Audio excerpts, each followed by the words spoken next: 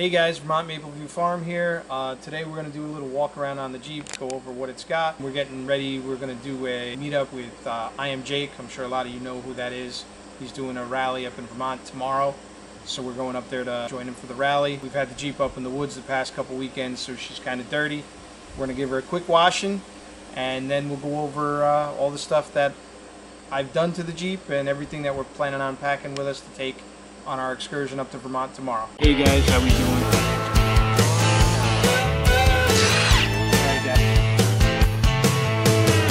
Hey Dad. Have a good day.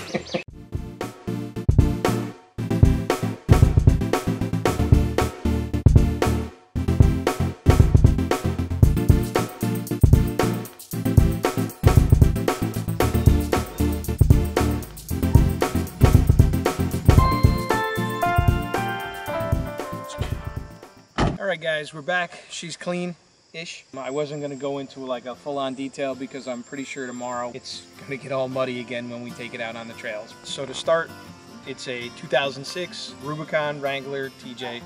It's the last year that they made it the TJs. Even I've owned it since it was new. I actually started it off as a lease and then turned out after I did all the work that I was buying it one way or another. It's a 6-speed manual shift, straight 6, 4-liter motor. Haven't really done anything to the motor. And mileage-wise, because it became my secondary vehicle, even though it's an 06, it's still got under 15,000 miles on it. So it's a super low mileage Jeep. That being said, we'll get started and go over the things that I've done to it. So starting off up front, it's the Arb Bull Bar. It's a full bumper. I know a lot of the off-road guys prefer to have the cut bumpers for a little more clearance. I tend to drive into and over more stuff, so I'd rather have the full bumper in front for pushing stuff. It's been great. Like I said, you can see there's a little wear and tear on it from hitting some stuff.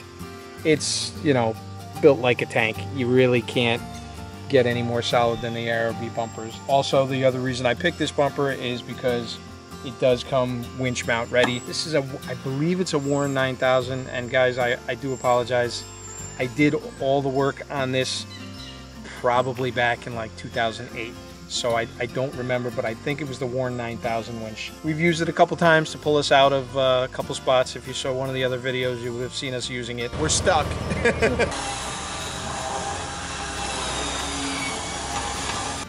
It's great. I mean, pulls it out no problem. I've actually used it to pull my tractor out. I got stuck on the property and dug the tractor in, hooked the winch up to the tractor, and was able to pull the tractor out of the deep mud too. So again, can't complain. Warren winch, fantastic. Arb Bull Bar up front. Looking at the front of the vehicle, I've got 2 KC spots. You know, nothing crazy, nothing out of the ordinary. They're 100-watt spots for nighttime stuff, which I try to avoid if I can. I'd rather be able to see where I'm going. And now we're gonna move around to the side of the vehicle. So wheels and tires. The wheels are the Mickey Thompson.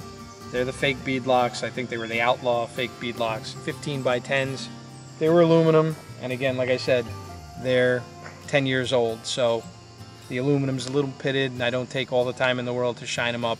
They can come back a little bit better, but I use it. I take it off-road. I'm not super duper concerned about shining them up, and they've lasted, you know, without an issue. The tires are the older Goodyear MTRs, which was actually the factory tire that came with the Rubicon, just in a smaller size. These are the 35 by 12.5s. I switched everything over, did the lift. These probably have about 8,000 miles on them so far, you know, off-road, on-road, and they've been holding up well. Things I've driven over and through, no punctures. Knock on wood, you know, they've been great so far. So we've obviously got those, and then you'll see when we get out back, we have the same size full spare in the back. Moving to the undercarriage, the biggest part of the Jeep, most expensive part really, was the lift kit. This is a Rubicon Express long arm 5.5-inch lift kit. The downside, obviously, when you do the long arm is you got to cut all the factory mounts and everything off. That I did not do myself. I had somebody do, and I'm sorry to say that they didn't do the best job of taking all the old mounts off, and I've never gotten around to getting a grinder and grinding all the old stuff off and painting it. But That being said, the lift has been great for having such a high lift on the vehicle. You know, you would think the center of gravity and everything would be off, and it's really not bad. You know, you can get it up on the throughway and it really doesn't feel that unstable. It's been pretty great, so I can't complain about that. The lift, the springs, the shocks, that was all Rubicon Express, and then we had to do extensions on all the brake lines and everything like that. All right, moving around to the back. Back of the vehicle, same full-size spare, Goodyear MTR, 35-inch tire, and another ARB bumper. This was obviously with the rear swing out on it. It gave me the ability to be able to carry the full-size tire, as well as have the ability to carry the high lift jack on it as well, get that up and out of the way. No complaints, big heavy tire in the back. So far, so good. It has the hitch receiver in the back, which I have not used. I don't really tow anything with it, so I can't really comment one way or the other on that, but so far so good. No problems with it. It's held up even with the weight of the big tire in the back. That's pretty much it for all the major modifications. I'm going to actually go inside real quick with you, even though there's nothing really done, just to kind of give you an idea of some of the stuff we're taking with us for an off-road kind of trip.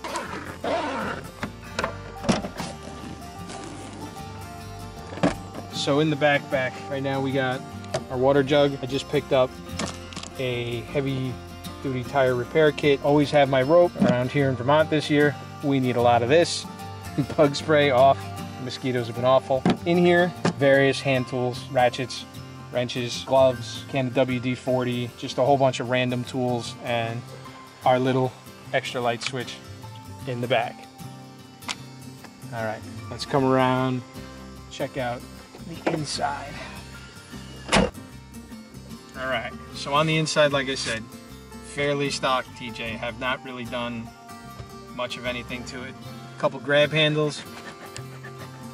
Being vertically challenged, you need that extra pull to get into the vehicle when it's lifted this high. That being said, the only stuff up front, just added a small power inverter. Gives us a couple plugs, a couple USB ports. Comms for the trail. It's the, what is it, Baofeng, I don't know how you say it. The 5UR, 5VR, I don't know guys. It's the most common one, the cheap one, 25 bucks. But just so we have a way to communicate on the trails. Last but not least for the front, kind of an oversized fire extinguisher for a car, but it does fit inside of it. And if anybody watches Coyote Works, they will realize the super importance of the fire extinguisher. Feel bad for you, man. I hope it all works out. So the rest of the stuff that we're gonna take that does not fit, normally I pull the back seat out, but because we have an extra passenger that's gonna be coming with us tomorrow, we've got the back seat in. So normally all this stuff I would stack out in the back and lay it all out. The Viair 400p compressor, so we can air down and air back up. Another random set of tools, sockets, wrenches, some pliers, sockets. These sockets are sized to fit like the bigger nuts on the high lift jack, the lug nuts on the tires and all that stuff. So if we need a tire change, we have the Milwaukee Fuel, which we talked about briefly in one of our videos and I've slowly been testing out. So it's an electric impact gun. So if we've got to do a tire change on the road or we got to break a bolt loose, hopefully this has got all the power that we need to make our life a little bit easier. So let's head back to the outside. So we're gonna finish everything up right here in the front, back where we started. There's really no point in popping the hood, guys. There's nothing under there worth seeing. It's just your standard 4-liter straight six that came with the vehicle. But that being said, tomorrow we're heading out, like I said, for that I Am Jake meetup in Vermont. I think it's gonna be a great time. It seems like he's getting more and more turnout at all his events, so I'm really looking forward to that. And we'll be filming that and sharing that whole experience with you in our next video.